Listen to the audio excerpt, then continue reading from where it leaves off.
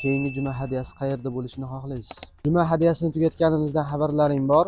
Mana shu juma hadyasini tugatmasligimiz uchun, ya'ni bir to'xtab qolmasin deb birodar akamiz o'z hissalarini qo'shdilar mana shu juma hadyasiga. Bu juma hadyamiz Shayx Islom masjidining oldida bo'ldi.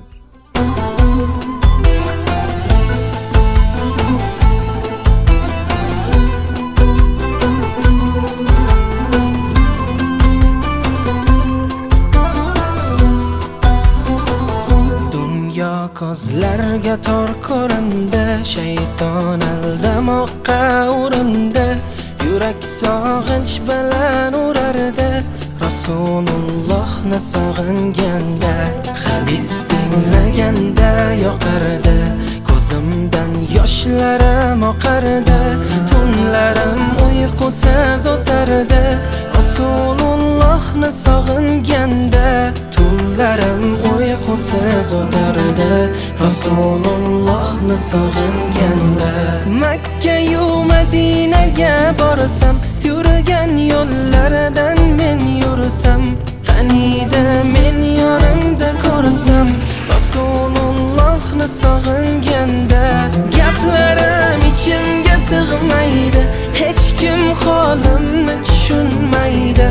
Tushlarimda qani ko'rsaydim, Rasulullohni sog'inganda, tushlarimda qani ko'rsaydim, Rasulullohni sog'inganda. Rasululloh, Habiballoh, Nabiyalloh, Rasululloh, Rasululloh, Habiballoh,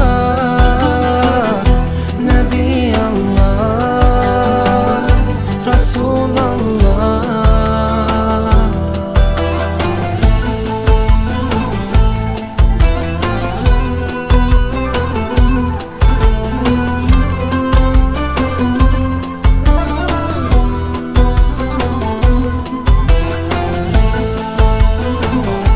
Keyingi juma hadyasi qayerda bo'lishini xohlaysiz? Ya'ni o'z fikringizni izohlarda qoldiring. Bizga bu juda ham muhim.